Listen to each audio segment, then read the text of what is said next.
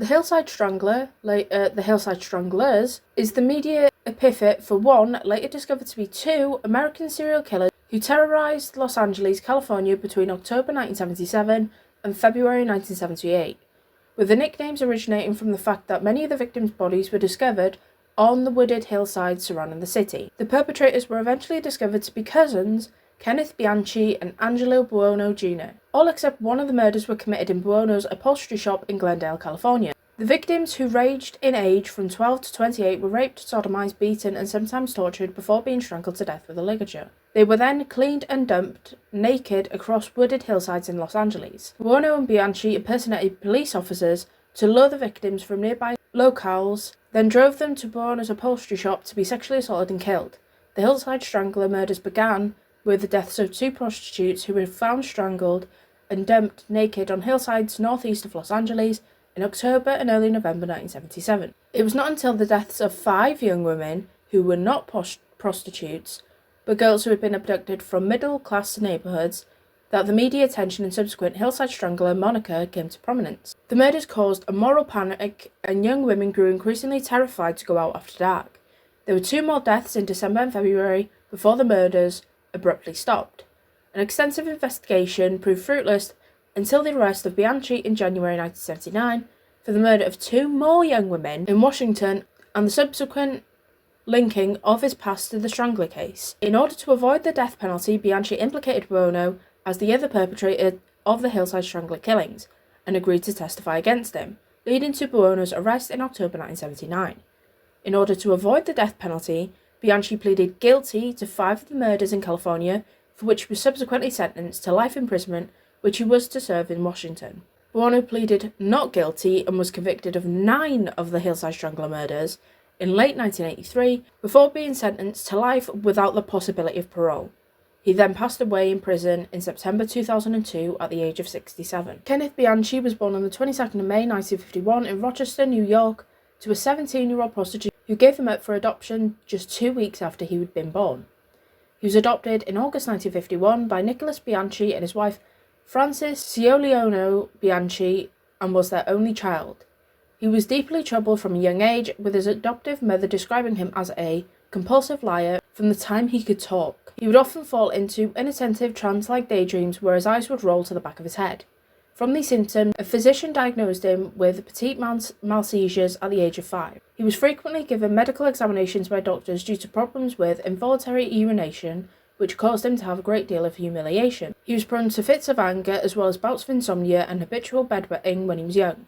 On the 2nd of January 1957, he accidentally fell off a jungle gym and landed on his face. His adoptive mother, in an attempt to change his behaviour, sent him to a private Catholic elementary school and to sessions with a psychiatrist, with Bianchi being diagnosed with a passive-aggressive personality disorder at just 10 years old. His IQ was measured at 116 at the age of 11, but despite having an above-average intelligence, he was an underachiever and was removed twice from schools after failing to get along with teachers. His adoptive mother described him as lazy, and his teachers claimed that he was working below his potential. In July 1963, he pulled down a 6-year-old's underwear after deciding that he liked doing it.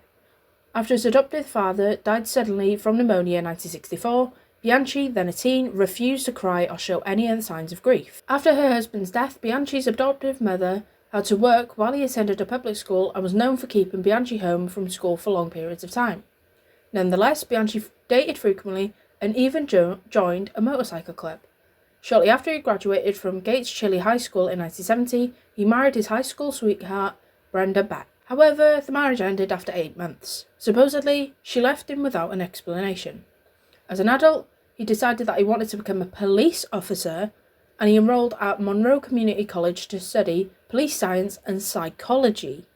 He dropped out of college after just 1 semester, however, and drifted through a series of menial jobs, finally finding employment as a security guard at a jewellery store. This then gave him the opportunity to steal valuables, which he often gave to girlfriends or prostitutes to buy their loyalty. He applied for a position at the local sheriff's department, but was rejected. Because of his many petty thefts, he was constantly on the move. In 1976, he moved to Los Angeles, California, and started spending time with his older cousin and Francis's nephew, Angelo Buono Jr., who impressed Bianchi with his fancy clothes, jewellery, and a talent for getting any woman he wanted, and putting them in their place. Before long, they worked together as pimps, and by late 1977 had escalated to committing what would later become known as the Hillside Strangler murders. Bianchi Buono had raped and murdered 10 young women and girls by the time they were arrested in early 1979. Angelo Anthony Buono Jr. was born on the 5th of October 1934 in Rochester, New York. He moved to Glendale, California at 5 years old. As a teenager, he began blaming his mother for his parents' divorce and calling her demeaning names such as a whore and idolized rapist Carol Chessman. He also boasted to his friends about raping and sodomizing girls. He dropped out of school at 16. In 1951, he was sent to a reformatory school, but escaped shortly afterwards with several other youths. Throughout his adult life, he had fathered 8 children and got married 4 times, including 1 in prison, though during the murders he was unmarried. He also piled up an extensive criminal record ranging from grand theft auto, rape, pimping, and failure to pay child support. On the 10th of January 1956, 17-year-old Geraldine Vinyl, Buono's first wife, gave birth to his first son, Michael Lee Buono. He divorced her shortly afterwards and refused to pay child support.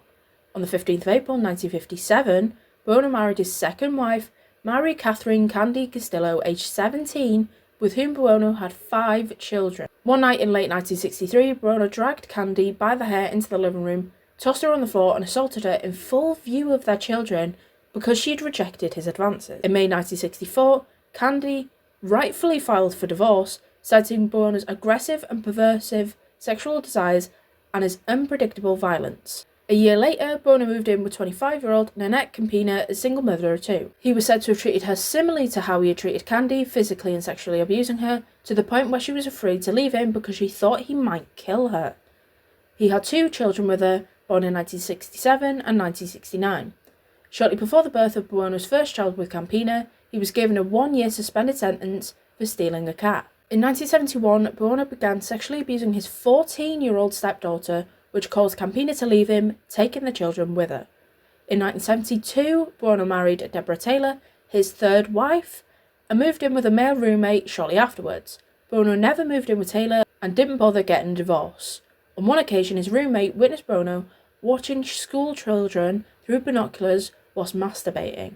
In May 1975, Buono, aged 40, moved into his own place and opened his own upholstery shop at 703 East Colorado Street in northeast Glendale. He reportedly revelled in the fact that he was Italian and hung up the Italian flag on the top of his shop. He began calling himself the Italian Stallion and earned a reputation for being a stud, despite having multiple ex-wives. Having multiple young girlfriends at once, some as young as 13, impressing the girls with fancy clothing and expensive jewellery such as a gold chain and a large turquoise ring. In July 1975, Buono began dating a teenage girl who he impregnated twice. He forced her to abort the first child, and the second pregnancy ended in a miscarriage. While the girl stayed loyal to him, he frequently had sexual relations with other young women. In January 1976, his adoptive cousin, 24-year-old Kenneth Bianchi, moved in with him. Bianchi was a criminal himself, having been arrested numerous times, mostly for petty theft. When Bianchi arrived to his cousin's home, he discovered that Buono had been holding 4 teenage girls in his home virtually as prisoners, a sight which Bianchi described as junior harem. Bianchi later told that 2 of Buono's sons, Peter and Danny, often brought their own girlfriends to their father's place to be used for sex. In August 1976, about 7 months after his cousin had moved in, Buono practically threw Bianchi out of the house after growing tired of having him at his house so often. In June 1977, Bianchi met 16-year-old Sabra Hanan from Phoenix, Arizona, and brought her to Buono's residence under a false pretense of nude photography in exchange for money, as the girl had run out of cash. One night, Buono and Bianchi stripped her, beat her with a wet towel, and raped her. She was held as a prisoner for the following 3 months. She endured harsh beatings from the pair and was forced to turn tricks for customers at Buono's upholstery shop, which he used to bolster the business. She was sometimes starved for days at a time. In early September, she escaped her captivity by running away during an outside job. In the fall of 1977, Buono and Bianchi began discussing the idea of pimping young women as a way to make money. The idea was initially proposed by Buono as they were short on cash. By this point, according to Bianchi, he and Buono had already started talking about the possibility of killing someone. On the 16th of October 1977, Buono and Bianchi paid 2 sex workers, 18-year-old Deborah Noble and 19-year-old Yolanda Washington, who were also part-time waitresses, $175 for a list of their clients known as a trick list in slang. The latter told Buono that she frequented a street on Sunset Boulevard. Shortly afterwards, the two found out the list was fake, and infuriated, they pursued Noble and Washington to get revenge for the money they'd paid. On the 17th of October evening, Buono and Bianchi raped Washington at the back of Bianchi's car before strangling her to death. Soon afterwards, the pair embarked on a 5-month killing spree in which left 9 more young women and girls dead, strangled with a garrote and then dumped naked on wooded hillsides across Los Angeles. Yolanda Washington was a 19-year-old prostitute and part-time waitress. She always worked on a certain stretch of Sunset Boulevard. Her naked body was found on the 18th of October 1977 on a hillside near Ventura Freeway. Detectives determined that her body was clean before being dumped, while faint marks were also visible around the neck, wrists and ankles, signs of a rope being used. She had been assaulted, raped and strangled. According to Bianchi, they picked her up from her street corner on the 17th of October evening in Bianchi's Cadillac. Buono, who was in the driver's seat, flashed his badge and handcuffed her, after which Bianchi stripped her, raped her and strangled her to death after a brief struggle. On the 1st of November 1977, police were called to Alta Terrace Drive in La Crescenta, a neighbourhood 12 miles north of downtown LA, where the body of a teenage girl was found naked, face up on a parkway in a middle-class residential area. The homeowner had covered her with tarp in the early morning hours to prevent the neighbourhood children from seeing her on their way to school. Ligature marks were found on her neck, wrists and ankles, indicating to police that she had been bound and strangled. Her body had been dumped, indicating that she was killed elsewhere. Detective Salerno found small pieces of light-coloured fluff on her eyelid and saved it for forensic experts. The girl, who had been described as being small and thin, weighing about 90 pounds and appearing to be about 16 years old, was eventually identified as 15-year-old Judith Lynn Miller, a former student of Hollywood High School. After dropping out, Miller was a runaway and a small-time sex worker. She was last seen alive on Halloween 1977, talking to a man driving a large two-tone sedan on Sunset Boulevard next to Carney's. The stranglers had told her that they were undercover police officers, handcuffed her and took her to Buono's auto upholstery shop at 703 East Colorado Street in Glendale, where she was murdered. Only 5 days later, on the 6th of November 1977, the nude body of another woman was discovered near the Chevy Chase Country Club in Glendale. Like Miller, her body bore 5-point, neck, wrist and ankles ligature marks and showed signs of having been strangled, brutally raped but not sodomized. The woman was later identified as 21-year-old waitress Elisa Teresa Lisa Crustin, who was last seen leaving the restaurant where she worked the night before her body was discovered. In addition to working full-time, Crustin also was a professional dancer in the all-female dance and cabaret troupe, the LA Knockers, and, unlike the previous 2 victims, was not a prostitute, drug user or runaway. The stranglers followed her after she had been seen driving home from work, pulled her over on the street she lived on, presented a fake police badge and told her that they were detectives. They then handcuffed her and told her that they needed to take her in for questioning. At some point in early November 1977, 2 men approached 24-year-old Catherine Law Baker, the daughter of actor Peter Law, famous for his role as a serial killer in Fritz Lang's film M, with the intent of abducting and killing her. However, when Law produced not only her driver's license when requested, but also a picture of her sitting on her father's lap as a child, the two let her go without incident, fearing the murder of a celebrity's child would attract an unusually high amount of police and press attention. Law didn't realise who the men were until they were arrested, at which point she recalled that 2 men flashing LA police badges had approached her in the past. On Sunday, the 13th of November 1977, 2 girls, 12-year-old Dolores Ann Dolly Capida and 14-year-old Sonja Marie Johnson, boarded an RTD bus from the front of Eagle Rock Plaza on Colorado Boulevard and headed home. The last time they were seen getting off the bus at York Boulevard and North Avenue 46 and approaching a 2-tone sedan that reportedly had 2 men inside. They were discovered by a 9-year-old boy who was treasure hunting in a trash heap on the hillside near Dodger Stadium on the 20th of November 1977. Earlier that same day, on the 20th of November 1977, hitchhikers found the naked body of 20-year-old Christina Reckler, a quiet, unassuming honor student at the Art Center College of Design, described by Detective Bob Grogan of the Los Angeles Police Department as a loving and serious young woman who should have had a bright future ahead of her. Reckler was discovered on a hillside between Glendale and Eagle Rock. When found by Detective Grogan, the typical ligature marks were on her wrists, ankles and neck, and when he turned her over, bruises were observed on her. Unlike the first 3 victims, there was 2 puncture marks on her arm, but no signs of needle tracks that indicated her being a drug addict.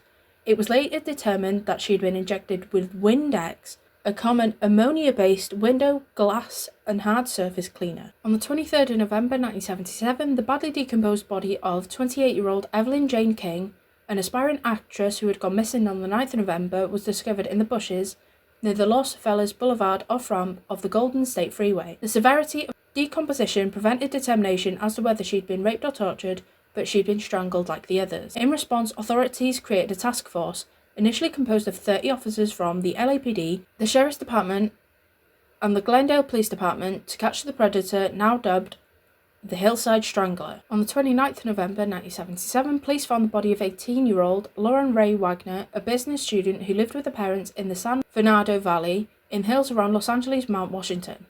She had ligature marks on her neck, ankles, and wrists. There were also burn marks on her hands, indicating that she was tortured.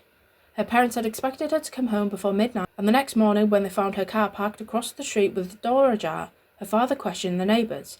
He found the woman who lived at the house where Lauren's car had been parked saw her abduction.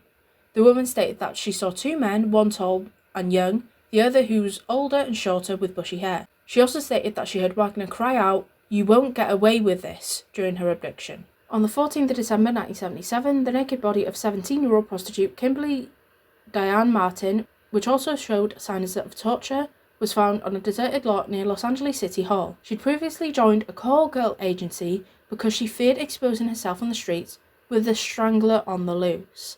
The killers happened to place a call to her agency from the Hollywood Public Library payphone, and she was by chance the call girl who was dispatched. When the police investigated the apartment she'd been dispatched to, they found it vacant and broken into. The body of the final Hillside Strangler victim was discovered in Los Angeles on the 17th of February 1978, when a helicopter pilot spotted an orange Datsun abandoned midway down a cliff on the Angeles Crest Highway. Police responded to the scene and discovered the new body of the car's owner, 20-year-old Cindy Lee Husbeth, a student and part-time waitress, in the trunk. Her corpse again showed ligature marks, and that she'd been raped and tortured. She had been strangled and her body placed in the trunk of her car, which was then pushed off the cliff. Hudspeth's murder had initially been unplanned. Bianchi had arrived at Buono's upholstery shop at closing time on the 16th of February to discover Hudspeth in the company of Buono, discussing upholstery work she wished to perform in her car. The 2 men had a private discussion, opting to make her their next victim. On the 19th of January 1979, after an intense investigation, police charged Bianchi and Buono with crimes. Bianchi had fled to Bellingham, Washington, where he was soon arrested by Bellingham Police Department for raping and murdering 2 women he had lured to a home for a house-sitting job. Bianchi attempted to set up an insanity defence, claiming that he had dissociative identity disorder and that a personality separate from himself committed the murders. Court psychologists, notably Dr. Martin Orn, observed Bianchi and found that he was faking, so Bianchi agreed to plead guilty and testified against Buono in exchange for leniency. At the conclusion of Buono's trial in 1983, presiding Judge Ronald M. George, who later became Chief Justice of the California Supreme Court, stated during sentencing,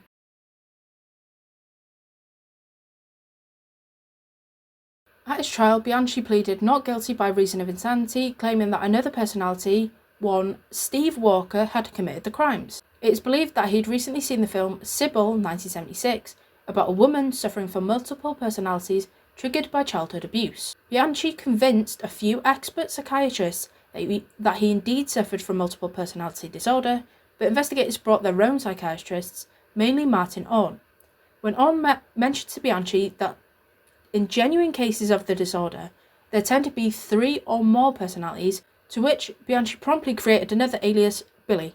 To prove that Bianchi had lied about having multiple personalities to avoid being prosecuted, Orn tested him by introducing him to his lawyer, who wasn't present. Bianchi interacted with the imaginary lawyer. Orn then brought in his real lawyer, flustering Bianchi, who claimed that the imaginary lawyer had vanished. Prior to his actual lawyer's appearance, Bianchi even leaned over to shake the hand of the imaginary one, an action which is referred to as tactile hallucinations that experts explain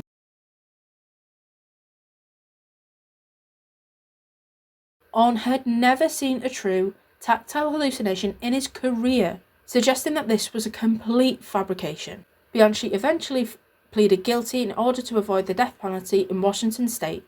Investigators eventually discovered that the name Stephen Walker came from a student whose identity Bianchi had previously attempted to steal for the purpose of fraudulently practicing psychology. Police also found a small library of books in Bianchi's home on topics of modern psychology, further suggestion of his ability to fake multiple personality disorder. Once his claims were subjected to scrutiny, Bianchi eventually admitted that he'd been faking the disorder. He was eventually diagnosed with antisocial personality disorder with sexual sadism disorder.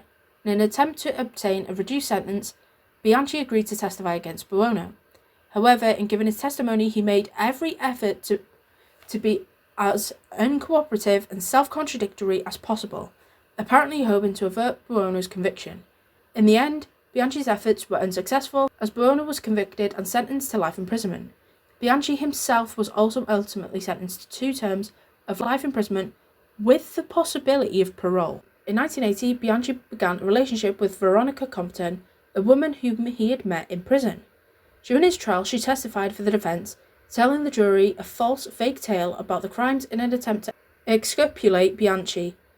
She also admitted to wanting to buy a mortuary with another convicted murderer for the purpose of necrophilia. She was later convicted and imprisoned for attempting to strangle a woman she lured to a motel in an attempt to convince authorities that the hillside strangler was still on the loose. While incarcerated, Bianchi had smuggled a semen-filled condom to her inside the spine of a book so she could use it to stage a rape murder committed by the hillside strangler. However, she was released in 2003.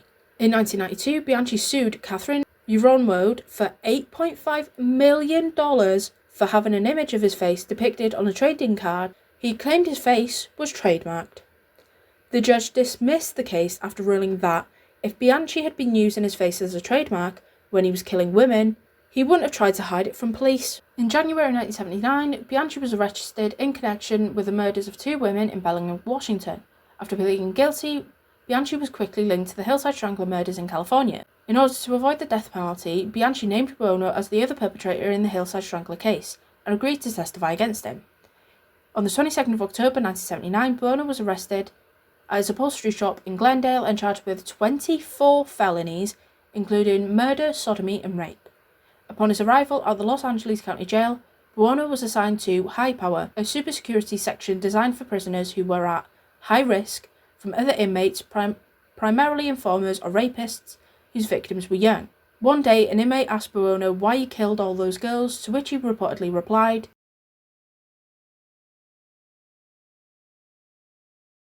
The preliminary hearing on Buono lasted for 10 months.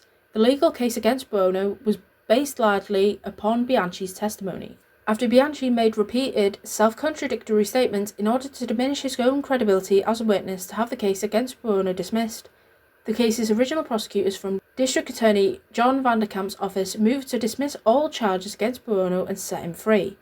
On the 21st of July 1981, the presiding judge, Ronald M. George, refused to release Buono, believing that there was sufficient probable cause to believe that Buono had committed murder, and reassigned the case to the California Attorney General George Dukanjan's office. Buono's trial would become the longest in American legal history, lasting from November 1981 until November 1983, with nearly 400 witnesses testifying. Jury selection for Buono's trial was completed in the spring of 1982. In June 1982, Bianchi took the stand and, once again, purposefully made contradictory statements.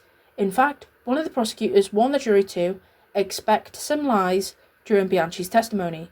The prosecutors played Bianchi's taped confession to the jury. Throughout the trial, the jurors were taken on a series of excursions to the sites where the victims were abducted or dumped, including the exact spot where the bodies of Sonja Johnson and Dolores Capida were discovered. The jury was also shown the graphic photos of the murdered women's corpses. During the trial, the defense attorneys called 10 character witnesses for Buono, including his older sister, who testified that Buono was a non-violent person who cared for his cancer-stricken mother the same year that the killings had occurred. The prosecution, in turn, called on one of Buono's childhood friends who testified that Buono talked about rape all the time. The jury returned 10 verdicts from the 30th of November to the 14th of November 1983, convicted Buono of 9 counts of murder. he was found not guilty in the murder of Yolanda Washington. On the 16th of November, Buono took the stand for the first time. When asked what the appropriate punishment for him would be, he replied, "My morals and constitutional rights have been broken. I ain't taking any procedure in this trial." The prosecutors called for the death penalty, describing Buono and Bianchi's acts as worse than animals. After 1 hour of deliberation on the 4th of January 1984, Buono was sentenced to life imprisonment. Judge George concluded the 2-year-long trial by commenting that the death sentence was the appropriate punishment for both Buono and Bianchi, adding that the two should never see the outside of a jail cell again. Bianchi is currently serving his sentence at Washington State Penitentiary in Walla Walla, Washington. He was denied parole on the 18th of August 2010 by a state board in Sacramento. Bianchi was most recently denied parole in July 2025.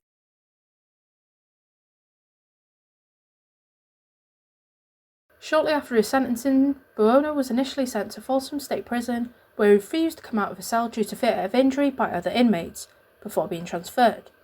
In 1986, Buono married for the 4th time Christine Kazuska, a mother of 3 and supervisor at the California State Employment Development Department. He died of a heart attack on the 21st of September 2002 in his jail cell whilst incarcerated at Calipatria State Prison. His body was cremated.